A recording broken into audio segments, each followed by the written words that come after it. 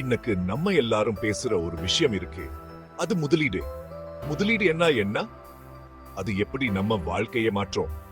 இந்த வீடியோவில் அத பற்றி விரிவாக பார்க்கலாம். முதலீடுனா காசு சேர்த்து வைக்கிறது மட்டும் இல்ல, அந்த காசு நமக்கு காசு சம்பாதிச்சு தரணும்னு பாக்குறது. அதாவது நம்ம பணத்தை எப்படி பல மடங்கு அதிகமாக்கலாம் என்பதுதான் முக்கியம். முதலீட்டின் மூலம் நம்ம வாழ்க்கையில் நம்பிக்கை மற்றும் நிச்சயத்தை ஏற்படுத்தலாம். அதனால் நம்ம பணத்தை எங்கு முதலீடு செய்கிறோம் என்பதில கவனம் செலுத்த வேண்டும். ஸ்டாக் மார்க்கெட் என்ன ஒரு முதலீட்டு விருப்பம் இப்போ ரொம்ப பிரபலமா இருக்கு. இது நம்ம பணத்தை அதிகமாக ஒரு நல்ல வழி. ஸ்டாக் மார்க்கெட்னா என்னன்னு சொல்லணும்னா, புதுசா வளர்ந்து வரும் நிறுவனங்கள்ல நம்ம காசை போட்டு வளர்க்கலாம். இந்த நிறுவனங்கள் வளர்ந்தா நம்ம பணமும் அதிகமாகும். இந்த நிறுவனங்கள்லாம் புது புது டெக்னாலஜி சடியாஸ்ட் பிசினஸ் பண்றவங்க. இதனா நம்ம முதலீடு அதிக லாபம் தரும் வாய்ப்பு அதிகம். நம்ம காசு போட்டா அந்த கம்பெனி வளர்ச்சியில நமக்கும் பங்கு இருக்கும். அதனால் நம்ம பணத்தை எங்கு முதலீடு செய்கிறோம் என்பதை கவனம் செலுத்த வேண்டும். ஆனா எந்த ஒரு விஷயத்திலையும் நல்லது இருக்கிற மாதிரி கஷ்டமும் இருக்கும்ல. அது மாதிரி தான் ஸ்டாக் மார்க்கெட்டும். இதுல நிறைய லாபம் பார்க்கலாம். ஆனா சில நேரத்துல நம்ம காசு போனது தான் மிச்சம்னு ஆயிடும். அதனா எப்போதும் கவனமாக இருக்க வேண்டும். இதுல நிறைய லாபம் பார்க்கலாம். ஆனா சில நேரத்துல நம்ம காசு போனது தான் மிச்சம்னு ஆயிடும். அதனா எப்போதும் கவனமாக இருக்க வேண்டும். முதலீட்டின் போது நம்ம பணத்தை எங்கு செலவிக்கிறோம் என்பதில் நிச்சயம் இருக்க வேண்டும். அதனா ஸ்டாக் மார்க்கெட்ல காசு போடுறதுக்கு முன்னாடி நல்லா விசாரிச்சு புரிஞ்சுக்கிட்டு போட வேண்டியது ரொம்ப முக்கியம். நம்ம பணத்தை எங்கு முதலீடு செய்கிறோம் என்பதில் நிச்சயம் இருக்க வேண்டும். இந்த வீடியோல ஸ்டாக் மார்க்கெட்ட பத்தி நல்லா விளக்கமா பார்க்க போறோம்.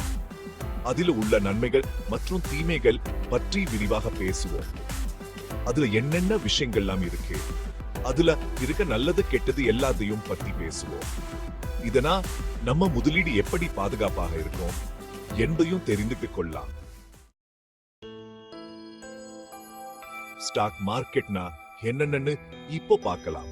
ஸ்டாக் மார்க்கெட் என்பது பங்குகளை வாங்கி விற்கும் இடம். இது நம்முடைய முதலீடுகளை அதிகரிக்க உதவுகிறது.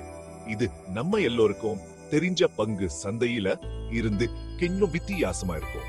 இங்கே பங்குகள் மற்றும் முதலீடுகள் பற்றிய விவரங்கள் வேறுபடும். ஸ்டாக் மார்க்கெட்ல இருக்க நிறுவனங்கள்லாம் ரொம்ப சின்னதா இருக்கும்.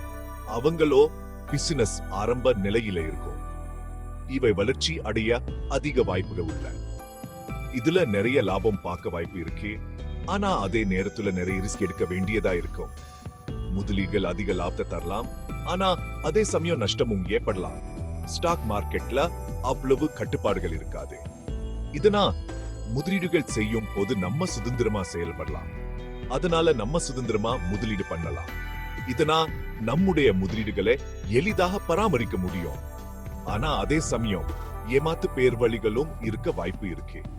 சிலர் நம்மை ஏமாற்ற முயற்சிக்கலாம். அதனால நல்லா எச்சரிக்கையா இருக்கணும்.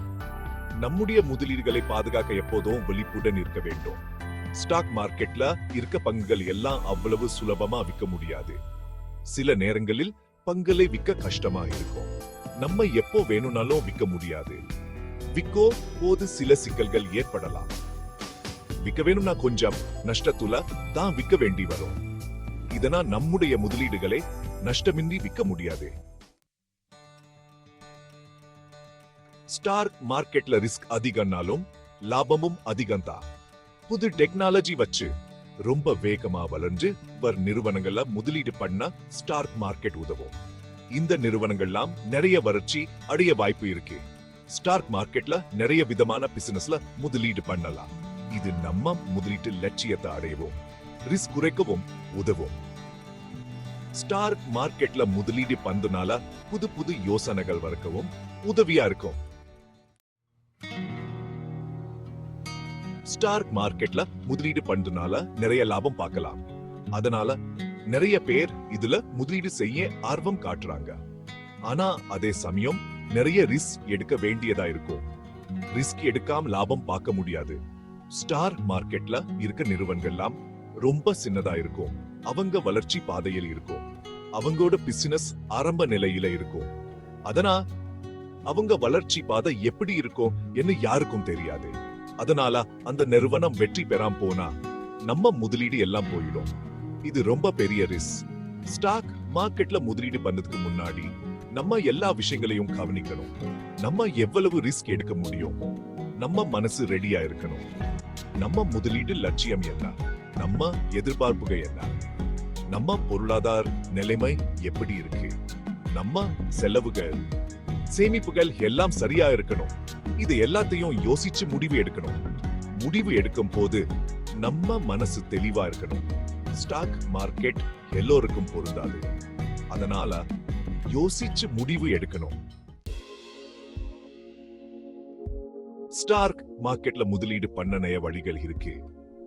நேரடியா ஸ்டாக் மார்க்கெட்ல பட்டியலிடப்பட்ட நிறுவனங்களோ பங்குகளை வாங்கலாம். புரோக்கரேஜ் கம்பெனி மூலமா இதை பண்ணலாம். இல்லனா ஸ்டாக் மார்க்கெட் பண்ட்ஸ்ல முதலீடு பண்ணலாம். இந்த பண்ட்ஸ் நிறைய ஸ்டாக் மார்க்கெட் நிறுவனங்கள்ல முதலீடு பண்ணும். இது ரிஸ்க் குறைக்க உதவும். ஸ்டாக் மார்க்கெட்ல முதலீடு பண்ணதுக்கு முன்னாடி நல்லா விசாரிச்சு நமக்கு எந்த முதலீடு பொருந்துமோ அதை தேர்ந்தெடுக்கணும்.